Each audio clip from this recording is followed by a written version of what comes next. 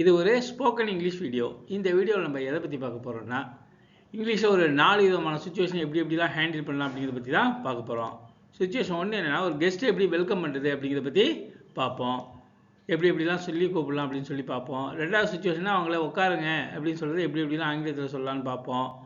3வது சுச்சுவேஷன்னா, அவங்க ரொம்ப டிஸ்கம்ஃபர்ட்டாக ஃபீல் பண்ணாங்கன்னா, அவங்கள கம்ஃபர்ட்டாக ஃபீல் பண்ணுங்க அப்படின்னு சொல்கிறத எப்படிலாம் சொல்லலான்னு பார்ப்போம்.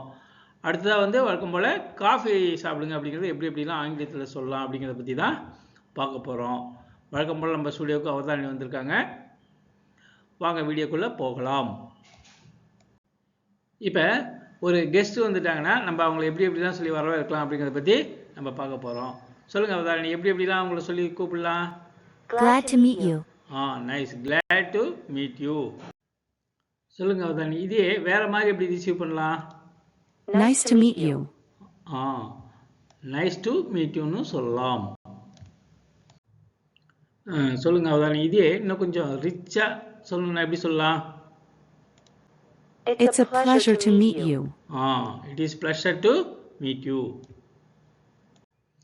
இதே கொஞ்சம் சிம்பிளாக ரிசீவ் பண்ண எப்படி சொல்லலாம்? சொல்லுங்க அவதாரணி. Welcome. நைஸ். வெல்கம் சிம்பிளாக சொன்னால் கூட போதும். இந்த வெல்கமையை இன்னும் கொஞ்சம் ரிச்சாக எப்படி சொல்லலாம்? சொல்லுங்க அவதாரணி, எப்படி ரிச்சாக I சொல்லலாம்? extend a warm welcome to you. Nice. I extend a warm welcome to you அப்படின்னு சொல்லலாம். இதே இந்த வெல்கமையை இன்னும் கொஞ்சம் ரிச்சாக எப்படி சொல்லலாம்? சொல்லுங்க பாப்போம். It's a delight to welcome you. Nice. It's delight to welcome you அப்படின்னு சொல்லலாம். இதே வேற மாதிரி எப்படி ரிசீவ் பண்ணலாம் அப்படி சொல்லுங்க பாப்போம். It's great to meet you. It's great to meet you அப்படின்னு சொல்லலாம். ஃபைனலாக இன்னும் ஒரே ஒரு சென்டென்ஸ் மட்டும் சொல்லுங்கள், இதோட முடிச்சுக்கலாம். It's so good to see you. It's so great to see youன்னு சொல்லலாம். ஓகேவா? இந்த கெஸ்ட் வெல்கமிங்கில் இந்த 8 சென்டென்ஸில் ஏதாவது ஒரு சென்டென்ஸ் பர்சனுக்கு தகுந்த மாதிரி, சுச்சுவேஷனுக்கு தகுந்த மாதிரி யூஸ் பண்ண கற்றுக்கோங்க, ப்ராக்டிஸ் பண்ணுங்கள். இதோட கெஸ்ட் வெல்கமிங் சென்டென்ஸை முடிச்சுக்கலாம். கெஸ்ட்டு வந்தாச்சு, அவங்கள ரிசீவ் பண்ணியாச்சு, வெல்கம் பண்ணியாச்சு. இப்போ நின்றுட்டு இருந்தாங்கன்னா அவங்கள உட்கார சொல்லணும். அது எப்படி உட்கார சொல்கிறது? சிட்டவுன் சொல்லலாமா? அது அவ்வளோ ப்ளீஸிங்காக இல்லைங்க, அதெல்லாம் வேணாம்.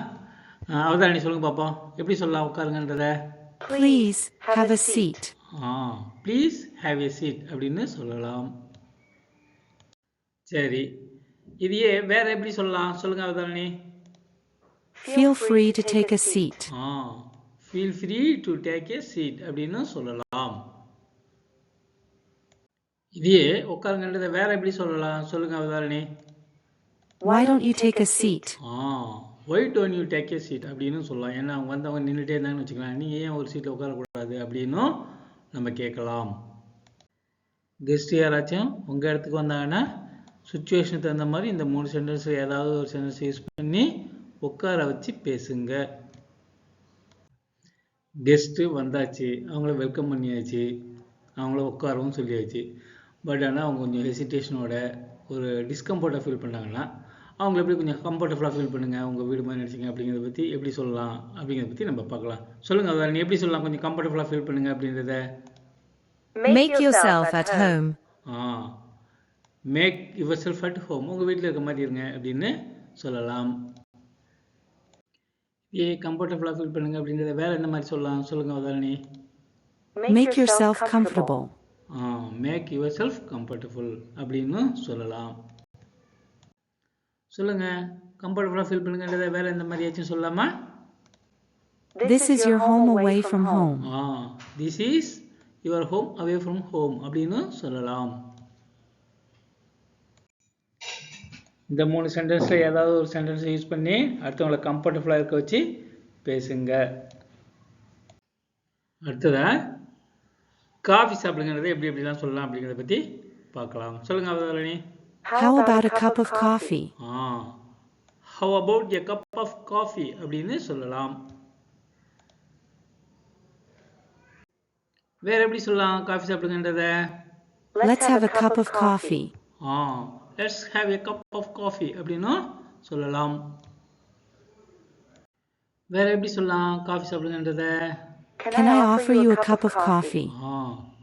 Can I offer you a cup of coffee அப்படின்னு சொல்லலாம். ரொம்ப நாள் பேசிக்கிட்டே இருக்காங்க, காஃபி ஆறிக்கிட்டே இருக்குது, ஃபர்ஸ்ட் காஃபி சாப்பிடுங்க அப்புறமா பேசலாம் அப்படிங்கிறது எப்படி சொல்லலாம்? It is getting cold. Let's have some coffee first. It is getting cold, let us have coffee first அப்படின்னு சொல்லலாம். காஃபியே வேணாம் அப்படின்னு சொல்கிறவங்கள்ட்ட அட்லீஸ்ட் டீயாச்சும் சாப்பிடுங்க அப்படின்றது எப்படி சொல்லலாம்? சொல்லுங்கள் பார்ப்போம். Why don't you take tea at least? Why don't you take tea at least அப்படின்னு சொல்லலாம். ஓகேவா? இதோட காஃபி கான்வர்சேஷனை நம்ம முடிச்சுக்கலாம். நம்ம கெஸ்ட்டுக்கு ஏதாவது ஒரு லிங்க்ஸ் கொடுத்து அனுப்புங்க. சுச்சுவேஷனுக்கு தகுந்த மாதிரி இதில் ஏதாவது ஒரு சென்டென்ஸை யூஸ் பண்ணுங்கள் கொடுக்கும்போது. சரியா? அடுத்ததாக ஒரு கோல்டன் வேர்ட்ஸ் என்னென்னா, in a conflict between the heart and the brain. அதாவது ஹார்ட் ஒரு டெசிஷன் சொல்லுது, பிரெயின் வேறு மாதிரியான ஒரு டெசிஷன் சொல்லுது. நீங்கள் டைலமாவாக இருக்கீங்க, எந்த டெசிஷன் கரெக்டு, எந்த டெசிஷன் எடுக்கலான்னு தெரியல, உங்களுக்கு டைலமாவாக இருக்கீங்க. உதாரணத்துக்கு எடுத்துக்கோங்களேன், உங்களுக்கு தெரிந்த நபர் ஒருத்தர் வந்து அவருடைய திக்கஸ்ட் பிளட் ரிலேஷன் ஒருத்தர் வந்து ஹாஸ்பிட்டலைஸ் ஆகிருக்கார். ட்ரீட்மெண்ட்டுக்கு இமீடியட்டாக பணம் தேவைப்படுது. அவர் சொல்கிறது உண்மைதானே உங்களால் கன்ஃபார்ம் பண்ண முடியுது. உடனே வந்து ஹார்ட் சொல்லுது, எமோஷனலாக ஒரு டெசிஷன் எடுக்குது ஹார்ட். ஏன்னா அவருக்கு கேட்குற பணத்தை இமீடியட்டாக கொடுத்துருங்க, ஒரு உயிரை காவந்து பண்ணிடலாம் அப்படின்னு சொல்லுது. வேறஸ் பிரெயின் சொல்லுது, இவர் ஏற்கனவே வாங்கின பணத்தை வந்து ரொம்ப அலைய விட்டுட்டு தான் நமக்கு திருப்பி கொடுத்தாரு. இவர்கிட்ட இப்போ பணத்தை கொடுத்தா நமக்கு அவசரத்துக்கு கொடுக்க முடியாது, திரும்ப வந்து நம்மளை ரொம்ப அலைய விட்டுட்டு தான் கொடுப்பாரு, அதனால் இவருக்கு கொடுக்காதீங்க அப்படின்னு சொல்லி ப்ரீவியஸ் எக்ஸ்பீரியன்ஸை வச்சு சொல்லுது. இப்போ எந்த டெசிஷன் எடுக்கிறது? பிரெயின் சொல்கிற லாஜிக்கல் டெசிஷனா, ஹார்ட் சொல்கிற எமோஷனல் டெசிஷனா? எந்த டெசிஷன் எடுப்பீங்க? இதை பற்றி ஒரு அறிஞர் ஒன்று சொல்லியிருக்காரு. என்ன சொல்லியிருக்காருன்னா, ஃபாலோ யுவர் ஹார்ட். அதாவது பிரெயின் சொல்கிற லாஜிக்கல் டெசிஷனை விட ஹார்ட் சொல்கிற எமோஷனல் டெசிஷனையே எடுங்க, உங்களுக்கு ஹார்ட் டெசிஷனுக்கும் பிரெயின் டெசிஷனுக்கும் பிரச்சனை வரும்போது அப்படின்னு சொல்கிறார். யார் சொல்கிறார் தெரியுமா? சுவாமி விவேகானந்தர். அடுத்த ஒரு பசில். பசில் என்னென்னா, எவ்ரி இயர் ஹேஸ் 12 months. உங்களுக்கு தெரிஞ்சது தான். Some months have 31 days, some other month have 30 days. இதுவும் உங்களுக்கு தெரிஞ்சது தான். பட் கொஷின் என்னென்னா, how many month have 28 days? இதுதான் கொஷின். நான் சொல்ல முடியுமா? 5 செகண்ட் டைம் தட்டுமா?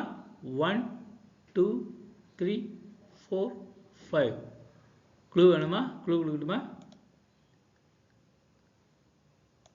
கண்டிப்பாக வந்து பிப்ரவரி ஆன்சர் சொல்லாதீங்க. பிப்ரவரிங்கிற ஆன்சர் தவறு, பிப்ரவரி கிடையாது. ஆன்சர் என்ன தெரியுமா? All 12 months. ஓகேவா? எல்லா மந்த்லையும் 28 days தான். 28 days மினிமம் இருக்குது. ஓகேவா? 28 daysக்கு மேலே 31 days இருக்கலாம். ஆனால் எல்லா மந்த்லேயும் மினிமம் 28 days இருக்குது. ஓகேவா? அதனால் ஆல் 12 months தான் சரியான ஆன்சர். வாழ்க வளமுடன், வாழ்க வையகம். இதோட இந்த வீடியோவை முடிச்சுக்கலாம்.